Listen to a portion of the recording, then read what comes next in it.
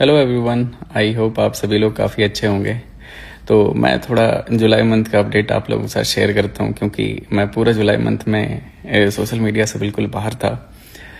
मेरा पूरा डीएम भरा हुआ है। तो सबसे पहला अपडेट ये है कि अगर पर्सनली देखोगे तो काफ़ी ज़्यादा सैडनिंग रहा। आई लॉस्ट माई दादाजी, मेरे दिल से बहुत ही ज़्यादा क्लोज थे। तो इस वजह से मेरा ऐसा कंटेंट बनाने का बिल्कुल मन नहीं कर रहा था। और अगर फाइनेंशियली देखें तो वो भी अच्छा नहीं रहा। जुलाई मंथ में मेरा नेट टू नेट $50,000 के आसपास ओवरऑल लॉस ही है, क्योंकि मैं ट्रैवल कर रहा था और उसमें ट्रेड कर रहा था, तो डिसिप्लिन मेंटेन नहीं हो पाता है। तो इस वजह से जुलाई मंथ मेरा कुछ ज़्यादा अच्छा नहीं रहा है।